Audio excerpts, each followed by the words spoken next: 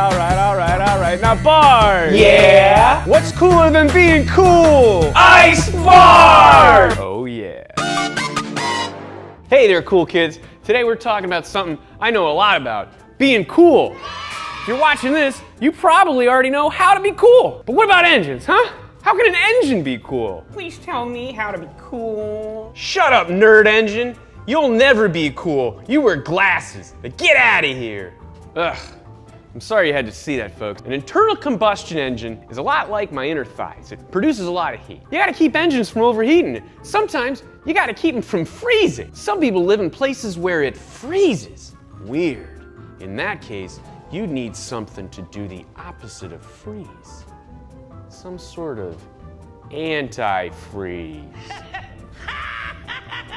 Antifreeze is also referred to as coolant when it's mixed with water. If you're like me, you may have thought that coolant referred to an ant that has a bunch of tattoos. Well, it doesn't. Coolant is a liquid that prevents your engine from overheating. Wait a minute, saying liquid can keep your engine from overheating and keep your engine from freezing and make you go blind if you drink it? That sounds impossible. But true! You could just use water to cool your engine and it'd do a decent job, but there are more than a few problems with relying on water. One, in extreme heat, it boils over, overheats and damages the engine. And two, in extreme cold, it freezes, expanding and breaking the engine. Antifreeze is a chemical mostly consisting of ethylene glycol or sometimes the lower toxicity propylene glycol. When mixed with water, it serves to lower the freezing point and raise the boiling point of the mixture. It also includes some corrosion inhibitors that are needed to prevent rust from forming on the metal parts like water pumps and engine blocks. When the antifreeze gets brown or rusty in color, that means the inhibitors are broken down. The antifreeze now just like a pet dolphin that ran away. It needs to be replaced. Antifreeze works because the freezing and boiling points of liquid are colligative properties, meaning they depend on the concentrations of solutes or dissolved substances in the solution. A pure solution freezes because the lower temperatures cause the molecules to slow down, allowing the natural attractive forces between them to capture and bind them into rigid crystalline structures. But adding a different kind of molecule to the mix blocks those attractive forces and prevents the crystalline structures from forming. The more solutes that are added, the lower the temperature needs to be before the solution can properly freeze. If you're confused, don't worry, so am I, all the time, about everything. Why am I being filmed? See, when water freezes, it crystallizes and expands like your mom. When water has something dissolved in it, the molecules have to work more to get near each other to crystallize. That extra work to crystallize drops the freezing point. That's why road salt works. It dissolves in water or on contact with snow or ice. And if it dissolves, it breaks up the crystals and makes the crystals harder to form. But salts, even when dissolved in water, can still be hard enough that when they shoot around in a closed system like your engine, they could do damage. Ethylene glycol works great because not only is it water soluble, it's what we call miscible, which means it can be mixed with any amount and still mixed evenly. Antifreeze and water should have a mixture percentage based on the lowest temperatures typically seen in your client. In most regions, they use a 50-50 water antifreeze mixture, which will provide sufficient protection from a little below freezing to a high of 265 degrees. In the coldest temperatures, you could use a mix of 60 to 70% antifreeze. And the color of antifreeze is from a coloring dye, not just the chemical used, but specific colors often mean something differently in the chemical makeup. Main antifreeze colors that you run across are the traditional green, an extended life yellow, an extended life pink or orange. Antifreeze got a specific color. That's so, if it's leaking, you know what it is. Now to see how that antifreeze gets around, let's go inside the engine. You wanna go inside? What? No, shut up, nerd engine, and get out of here before I blow you up. Sorry, gang, I gotta take care of that engine. Like I took care of Mr. Carburetor when I found out he stole my kidney. You think it wouldn't find out? Calm down, Bart. We can talk about this. Please, times are tough. Please. I'm sorry.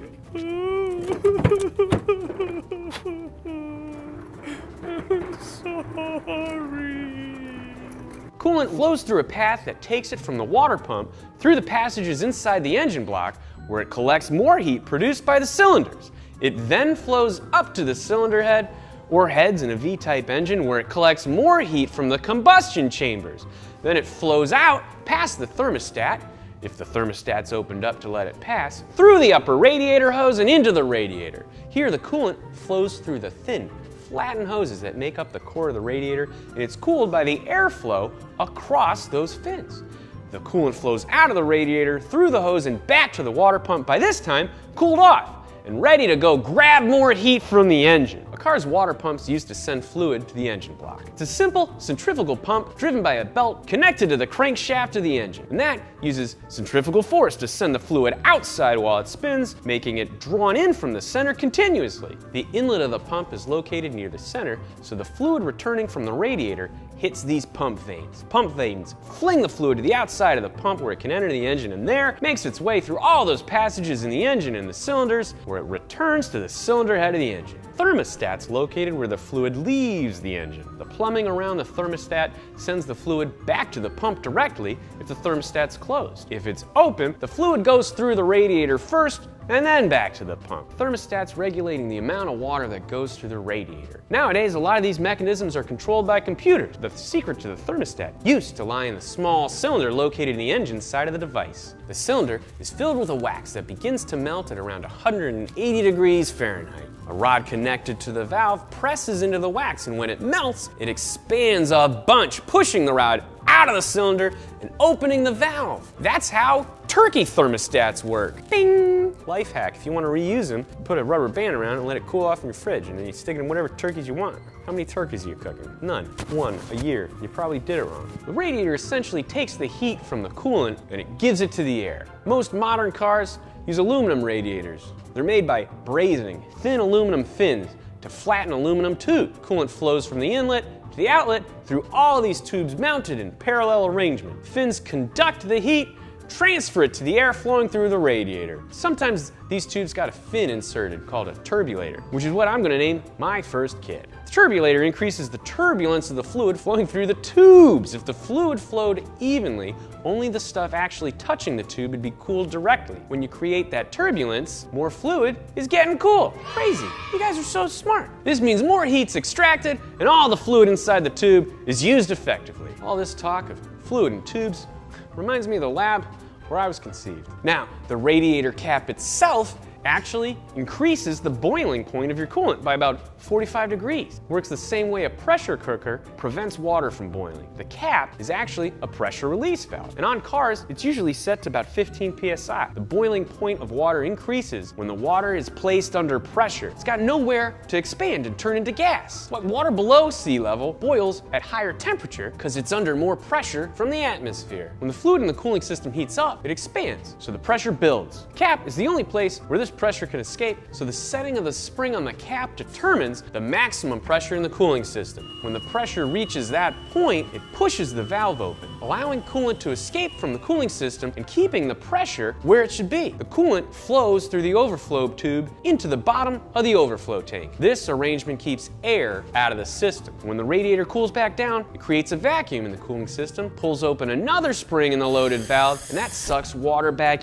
in from the bottom of the overflow tank to replace the water that was expelled. It used to be, you just had a big old fan driven by the engine, cooling all of this off. But nowadays, the cooling fan is controlled externally to maintain a constant engine temperature. Some fans are controlled either with a thermostatic switch or by the engine computer, and they turn on when the temperatures of the coolant gets above a set point. Turn back off when the temperature drops below. There's also a separate circuit for the heating system. This circuit takes fluid from the cylinder head and passes it through a heater core, then back to the pump. Heater core, located in the dashboard of your car, is really a little tiny radiator. The heater fan blows the air through the heater core into the passenger compartment of your car and keeps you warm. The heater core draws its coolant from the cylinder head and returns it to the pump, so it works regardless if the thermostat's opened or closed. If your car is overheating, you can turn on the heater, and it can pull hot air from the engine compartment and cool off your engine.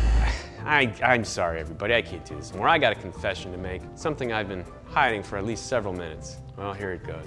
Liquid is not the only way to cool an engine, and I created a human-dolphin hybrid in my lab. Oh, That feels so good to get off my chest. So yeah, there's liquid-cooled engine and air-cooled engine. Technically, all engines are air-cooled because even water-cooled engines use air to cool the water. Mind-blowing, right? Well, pick your jaws up off the floor and I'm gonna go on. Air-cooled engines have fins extending out that pull heat away. Cool air is forced over the fins, typically by a fan. Those air-cooled Porsches and VW engines were boxer engines because they can expose more surface area to the air to cool them off. The explosions in the chamber aren't serving to warm up a huge solid engine block, just their own chambers. Also, they've got what amounts to essentially a fan in the engine to pull air through. And those crazy distinctive holes in the back and all around those old Porsches and Bugs and vans, well, they're there to let as much air as possible in so that it can get around and through the engines. So, if there's enough airflow, those dang old engines,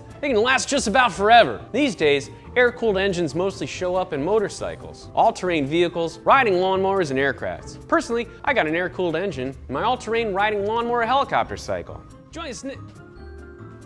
Who are you? It's me, Bart. Nerd Engine. Turns out I was just overheated. I put some coolant up inside me and boom! My glasses fell off and now I'm cool. Boy, I'll say you are. You're the coolest engine I've ever seen. Hey, Nerd Engine. Yes, Bart?